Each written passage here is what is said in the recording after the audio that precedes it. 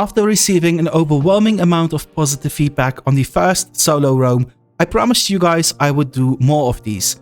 So today we have another solo roam within the Outlands of Albion Online. In these gameplay videos, I will share all the important highlights of my roaming sessions, which includes activities such as killing roaming mobs, contesting treasure chests, gathering plentiful nodes, killing other players, and getting killed by other players, which is the case in today's video. As said prior, I will show both the positive and negative from my roaming sessions, so we can all together learn as much as possible from them. My primary goal for today's roam is to hunt roaming mobs of any tier, whether they are highly evolved or just slightly evolved. I just want to kill as many as possible for the huge amount of fame and silver they make for. With the battle axe as my weapon within this content, I can AoE clear very easily and also have huge sustain at the same time. My Helion jacket will add even more sustain to this build, the facebreaker will provide offensive and defensive stats, and the demon boots act as my panic button in case I have to run away from a given situation. I think the Guardian helmet and Fort Sterling cape combo is just great for the open world as it blocks crowd control and allows you to mount up successfully. I basically have a build that has a ton of sustain and pretty good AoE clear with various defenses that makes my roaming sessions safer and easier. For the mount, I'm on the very fast Grey Wolf today, which is my standard mount for any type of content. Amazing to roam the Outlands with as it has very high speed and allows you to mount up very quickly. The Grey Wolf has saved my life 1,000 times already because of these amazing features. Of course, I have my gathering tool with me in case I run into plentiful or highly enchanted nodes, journals to fill them up whilst gathering, and I brought a pork pie this time in case I find a very rare node. Last time I found a 7.3 plentiful node and I could have definitely used a pork pie back then as it would make for a much bigger harvest. Today's loadout was rather expensive and I did end up losing it. In hindsight, I could have easily saved a lot of money by going one tier lower whilst having similar results during the roam. As always, I start my roam by taking the shrine, which makes me invincible and invisible, and I then check my map to see whether there are any chests close to the realm gate, because this gives me an idea of activity, like where other players can be gathered. If there's like a large chest in a couple minutes in the next zone, I might want to avoid it since I am solo, and these chests are close to the realm gate, which, you know, tend to be very overcrowded with a lot of different players and groups of players. I do go for chests myself when I am deeper into the black zone, no matter what size they are. It be small, medium or large, doesn't matter. However, around the realm gate area, I am far more careful. Like, I will still check them out if I feel like it, but you know, from my experience, even the small ones, as long as it's around the realm gate area, tends to have like groups of players on it. Therefore, you know, take the shrine, check the map, and only then start heading towards the direction you want to go to. A couple zones later, I'm in White Cliff Expanse, which is one of the zones I often play in, and I notice a small treasure chest on this map, so I go there to check it out. But as I do so, I see people around me, like scouting around the chest, which kind of tells me like there is a group on it, so I need to make it my priority to get out of there. As I get closer, they dismount on me, and I decide to go through this bridge here, which is a rather, I would say, scary decision, because if they had even one person on the other side dismounted, they could have potentially catched me. So I might have been better off going back to where I walked from, which would have been northwest, as soon as I saw the players. Just because I saw players in this zone doesn't mean I have to leave it right away.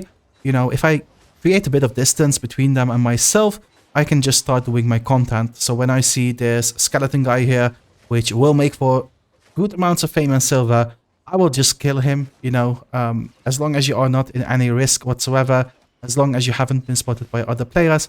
Always go for the roaming mobs whenever you see them, especially the higher evolved ones.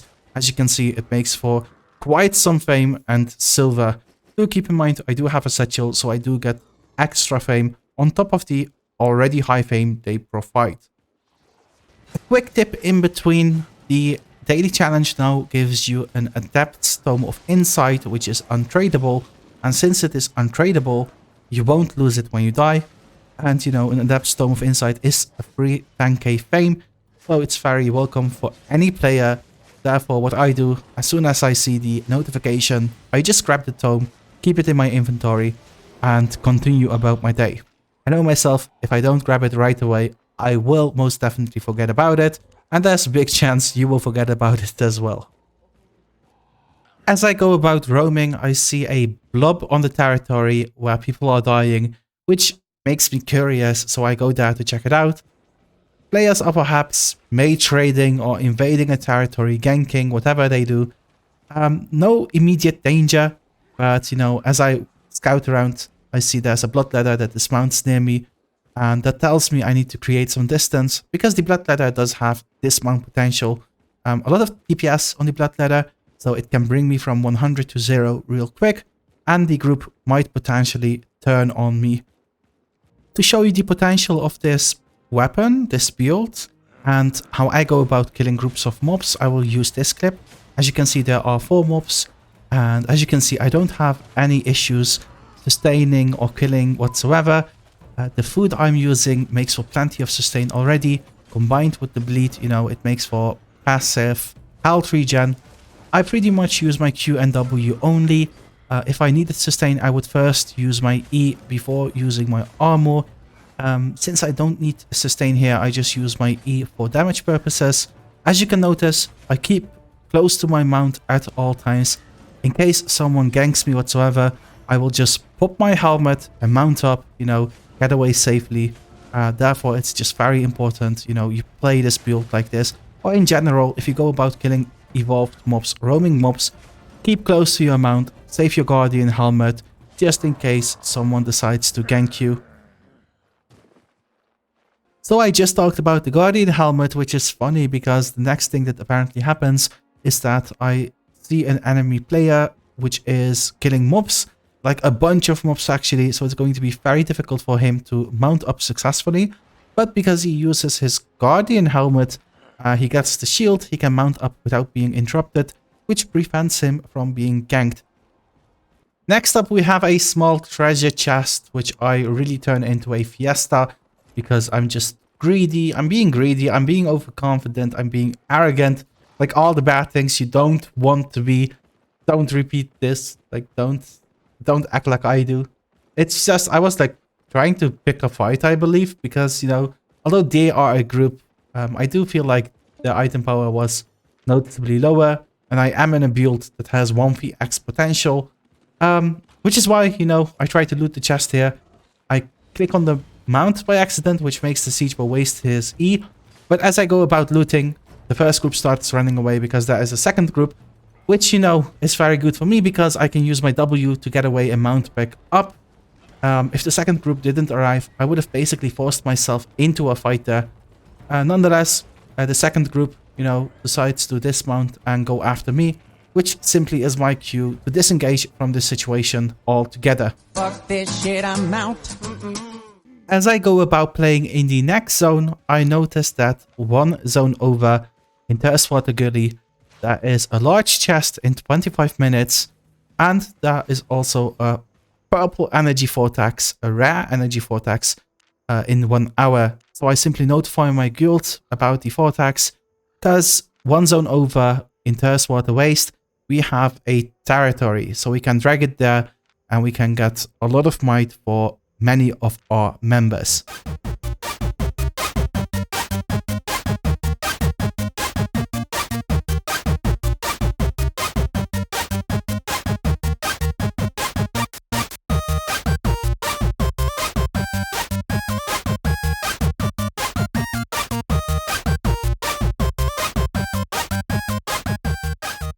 After doing some gathering, killing mobs, and content in general, I decide to store my loot because at this point I already have close to 1 million silver worth of items in my inventory.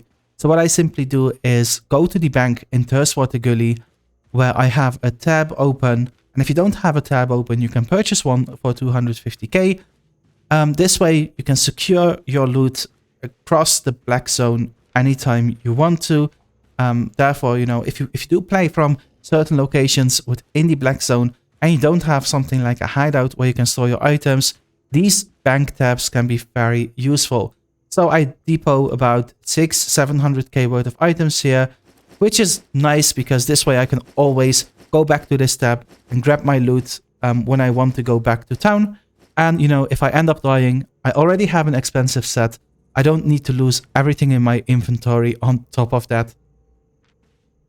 After depoting my items into the bank in Thirstwater Gully, I continue killing mobs until there is like 1 minute remaining on the large chest in this area. And as I'm waiting for the chest to spawn, I notice pings on my map, which indicates there are guild members in this zone. Now, I'm not on voice whatsoever, so I ask in guild chat if there is anyone in Gully right now, because I just saw a ping, and I would like to know like what's going on, you know. As I question, I see Mogoi pop up, I see Komatos pop up, and I realize there's like a roaming group of the fleet in this zone, which is a bummer because I would have kept this chest, this large chest, all for myself if they didn't show up, you know. But which would have been nice for the solo roam, right? But the right thing here is to join the party, so all of us benefit from the might the large treasure chest makes for, and we end up getting about 2 million worth of loot, which I take about 200k from, which seems fair to me. And after splitting this chest, we basically go our own ways once again, because they want to roam with their group, and I want to continue recording content for my solo roam. After splitting the chest, I continue doing my own thing, which is gathering and killing mobs mostly, but I do suddenly notice a blob on the map, and since my guild members were with me just now, I think they might be involved in this blob. So I make my way there to see what's going on, you know. Even if it's not my guild, it might be something fun, you know. I might have like an opportunity to kill people. You never know. I do approach it carefully, but as I do so, I suddenly notice one player dies to Boomjackal, and Boomjackal is one of our members, so the alarms start going off. I know that I need to go there to help my guild members, you know, and that's exactly what I end up doing here.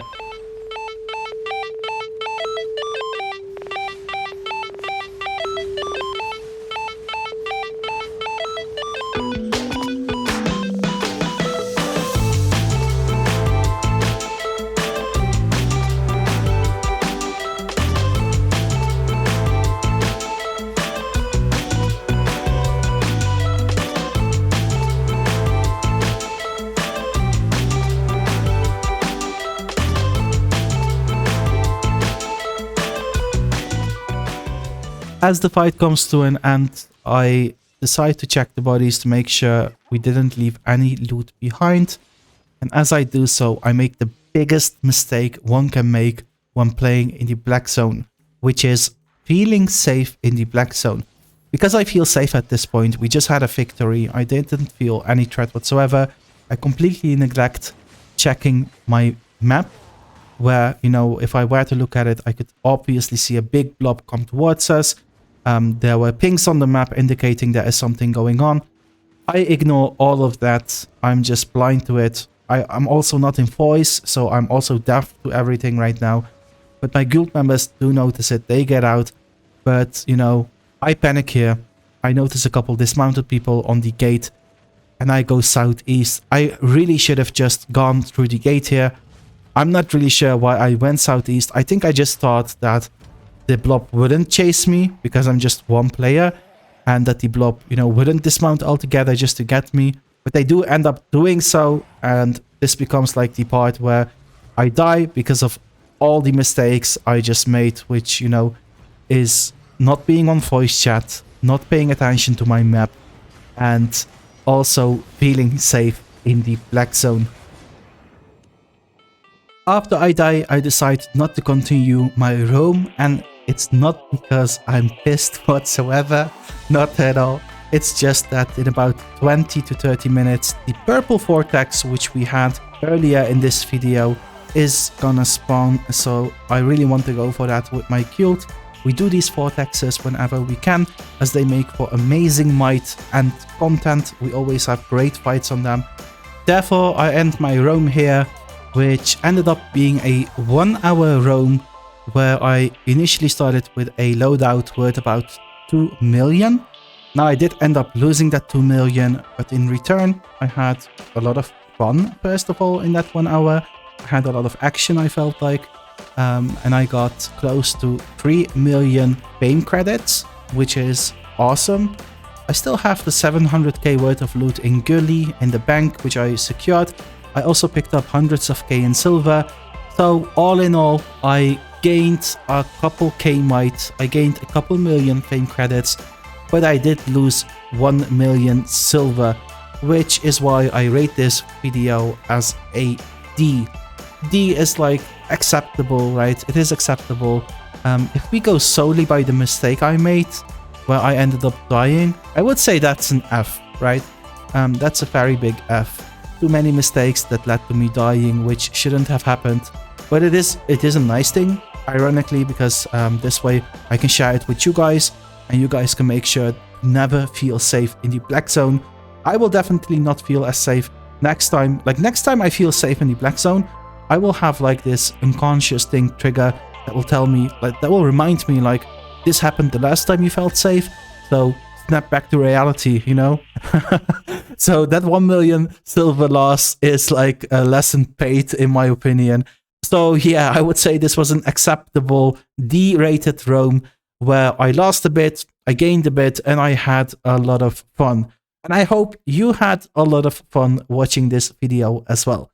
If you like this video, make sure to give it a like, give that thumbs up, and comment below what you thought of this video. Did you learn anything at all? Or what did you think about this roam compared to the last roam? Let me know, I am curious, and I will continue making these videos from time to time. So if you do have any feedback on how I can improve them, please share them in the comments below as well. As always, I wish you good luck on your journey, and I'll see you next time.